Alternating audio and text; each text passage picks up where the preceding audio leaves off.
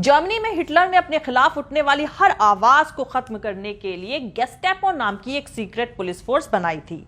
26 अप्रैल 1933 को अपने वजूद में आने वाली यह खुफिया पुलिस नॉर्मल पुलिस की तरह सिर्फ लॉ एंड ऑर्डर मेंटेन करने का काम नहीं करती थी। यह गुंडे, बदमाश, चोर या कातिलों को पकड़ने का काम नहीं करती थी। यह खुफिया पुलिस थी, देश की हिफाजत करती थी। यह हिटलर की आइडियोलॉजी की हिफाजत करती थी। यह हिटलर के खिलाफ आवाज बुलंद करने वाले लोग, जिन्हें गद्दार और देशद्रोही कहा जाता था, उनको ढूंढती थी और फिर उन्हें बेरहमी से खत्म कर देती थी। इसी गेस्टापो सीक्रेट पुलिस का भूत भटकते भटकते शायद भारत में दाखिल हो गया है। हिटलर के बेहद करीब वफादार साथी जनरल हरमन गोरिंग ने गेस्टापो की कमान संभाली हुई थी।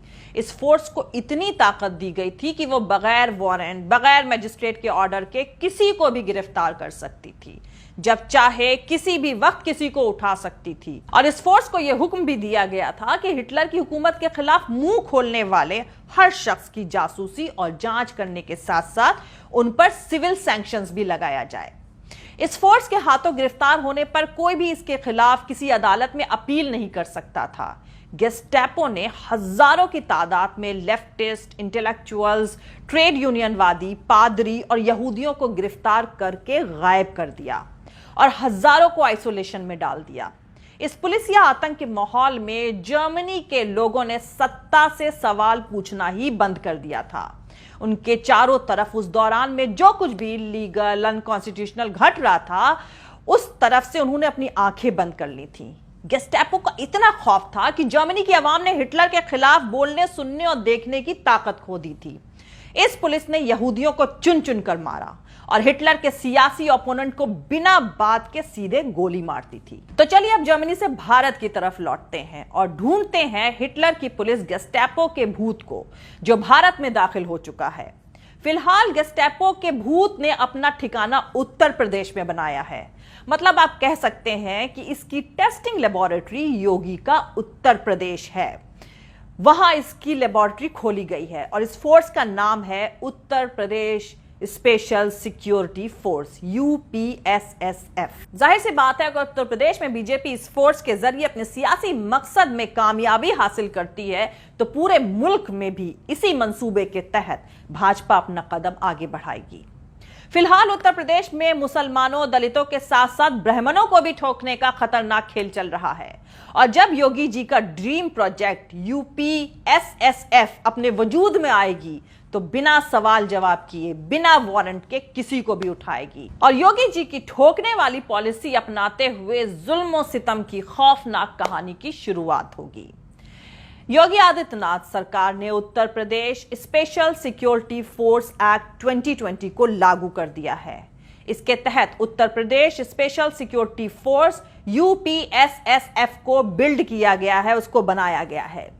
उत्तर प्रदेश सरकार की तरफ से रविवार यानी बीते संडे देर रात को कहा गया है कि उत्तर प्रदेश SSF मुख्यमंत्री योगी आदित्यनाथ का ड्रीम प्रोजेक्ट है। योगी जी के इस ड्रीम प्रोजेक्ट की सबसे अहम बात यह है कि इस फोर्स के पास वारंट के बिना ही तलाशी लेने का हक होगा और इस फोर्स का कोई भी मेंबर किसी मजिस्ट्रेट के ऑर्डर और किसी वारंट के बिना ही किसी भी इंसान को गिरफ्तार कर सकता है। मतलब इसके सिपाही बिना वारंट के आपके घर में घुस सकते हैं और आपको गिरफ्तार कर सकते हैं। और दूसरा, उनके इस एक्शन पर अदालत बिना सरकार की मंजूरी के रोक भी नहीं लगा सकती। तीसरा, इन्हें पेमेंट देकर कोई भी प्राइवेट उद्योगपति यानी इंडस्ट्रियलिस्ट भी इस फोर्स का इस्तेमाल कर सकता है। मतलब अब इंडस्ट्रियलिस्ट मजदूर नेताओं और जमीन ना देने वाले किसानों के घर में इस फोर्स को भेज सकते हैं और उन्हें गिरफ्तार करवा सकते हैं। और इन बेचारे किसान और मजदूरों को बचाने के लिए अदालत बीच में नहीं आएगी। इसके अधिकार यानी इसके राइट्स कानून से भी ऊपर होंगे, क्योंकि अदालत भी सरकार की इजाजत के बगैर SSF यानी Uttar Pradesh special security force की किसी भी प्रोसीडिंग में इंटरफेयर नहीं कर सकेगी। जरा सोचिए, अब आपको उत्तर प्रदेश में स्पेशल सिक्योरिटी फोर्स के लोग किसी वारंट के बिना, किसी रिकॉर्ड के बगैर अरेस्ट करेंगे, तो उनको आपको रिहा करने की जरूरत भी नहीं पड़ेगी, क्योंकि वो तो साफ साफ कहा जा सकता है ना कि भैया हमने तो गिरफ्तार ही नहीं किया। बस यही एक लाइन कहकर वो तो फ्री हो जाएंगे। ना कोई सवाल पूछेगा, ना कोई जवाब मिलेगा। भागते रहिए, इधर से उधर खटखटाते रहिए दरवाजे, कुछ नहीं होगा, क्योंकि इंसान को किडनैप करने की प्लानिंग लगभग तैयार हो चुकी है। आपके तमाम कोशिशों के बाद सिर्फ इतना होगा कि लोकल थाने में गुमशुदगी की रिपोर्ट दर्ज कर ली जाएगी। जाहिर सी बात है, हुकूमत के इशारे पर गलती से भी पकड़ लिए गए लोगों को जिंदा रिहा करने की कोई कंपल्शन, कोई प्रेशर नहीं होगा। और शुरू में इस तरीके से गिरफ्तार किए गए लोगों में सबसे ज्यादा मुसलमान और दलित होंगे। मुसलमान पहले निशाने पर इसलिए होंगे क्योंकि दाढ़ी बढ़ा रहे मुखिया तो पहले ही कह चुके हैं कि गद्दारों को उनके कपड़ों से पहचाना जा सकता है। तो दोस्तों, योगी जी के इस ड्रीम प्रोजेक्ट के तहत उत्तर प्रदेश में जो नई पुलिस फोर्स बनाई जा रही है वो एक सियासी मकसद हासिल करने का भाजपा का एक छोटा सा एक्सपेरिमेंट है। अगर भाजपा इसमें कामयाब होती है तो देश में आने वाले वक्त में बहुत कुछ बदलने वाला है। मुल्क का कितना नुकसान होगा ना वो नापा जा सकता है ना तौला जा सकता है। कैसे, क्यों और किस तरह सब बताऊंगी इस वीडियो में। लेकिन इससे पहले जो लोग हमारे इस चैनल पर नए हैं वो हमारा YouTube channel political Tamasha with doctor Arshi को सब्सक्राइब करके वहां पे लगी बेल आइकॉन को जरूर दबा दे ताकि आपको हमारे आने वाले हर वीडियो की अपडेट्स मिलती रहे। और दोस्तों, अगर आपको हमारा काम पसंद आता है, हमारे वीडियोस पसंद आते हैं तो www.patreon.com/Dr अर्शी खान पर जाकर डोनेट करके आप हमारे काम को सपोर्ट कर सकते हैं। तो चलिए शुरू करते हैं। तो दोस्तों, अब मैं आपको थोड़ी देर के लिए फिर से हिटलर की हुकूमत वाली जर्मनी में ले चलती हूं ताकि आप उत्तर प्रदेश के मुख्यमंत्री योगी आदित्यनाथ के ड्रीम प्रोजेक्ट वाली पुलिस यूपीएसएसएफ के वजूद में आने की असल बारीकियों को करीबी से समझ सकें। हिटलर की स्पेशल पुलिस गेस्टापो का हेड ऑफिस बर्लिन में था। हिटलर की इस पुलिस को किसी भी शख्स को सिर्फ शक के बिना पर गिरफ्तार करने का हक हासिल था।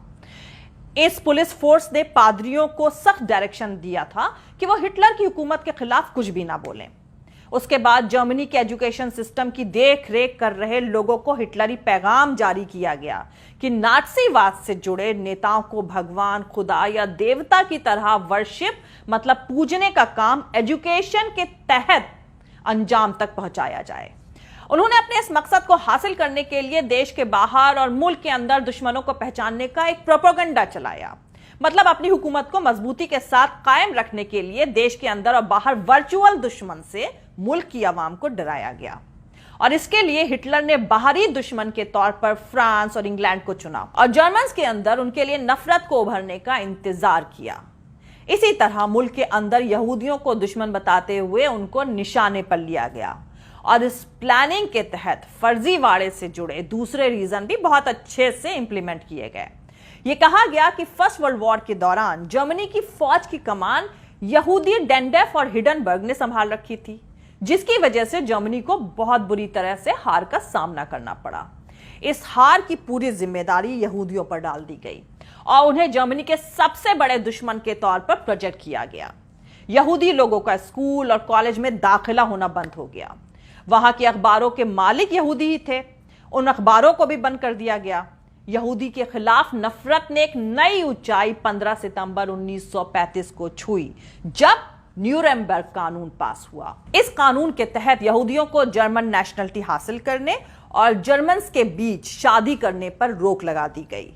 जैसा कि हमारे यहां लव जिहाद, CANRC का तमाशा चल रहा है। खैर, हिटलर की जर्मनी में यहूदियों को इस बात पर भी मजबूर किया गया कि जब कभी वो अपने घर से निकले तो अपने कपड़ों पर, अपनी ड्रेस पर डेविड के स्टार का पीला तारा लगाएं।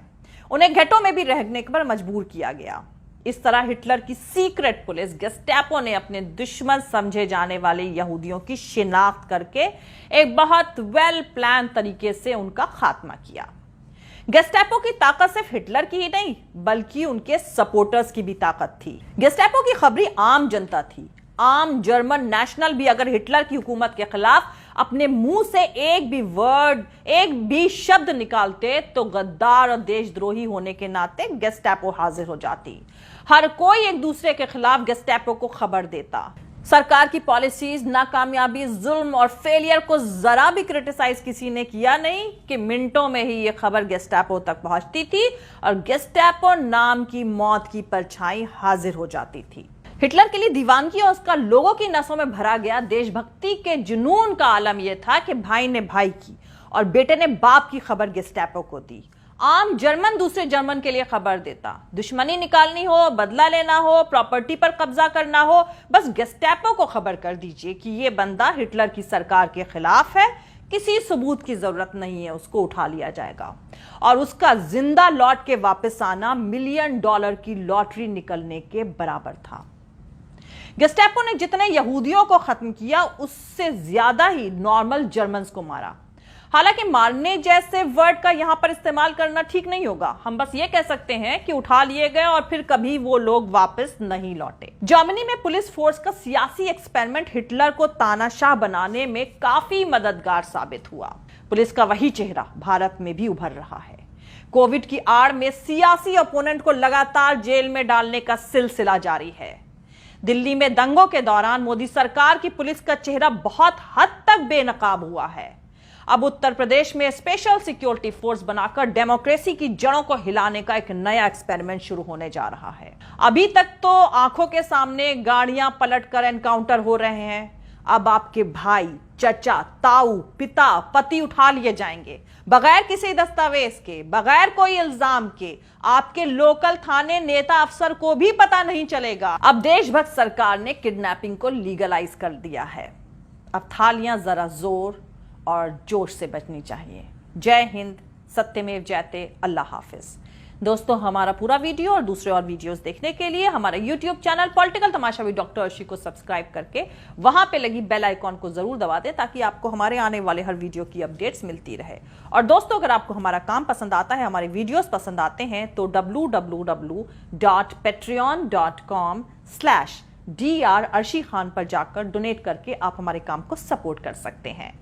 आप हमें फॉलो भी कर सकते हैं हमारे ट्विटर, इंस्टाग्राम और फेसबुक पेज पर। और दोस्तों, अगर आपको हमारा वीडियो पसंद आता है तो लाइक और शेयर करना हरगिज नहीं भूलें। थैंक यू, मिलते हैं अगले वीडियो में।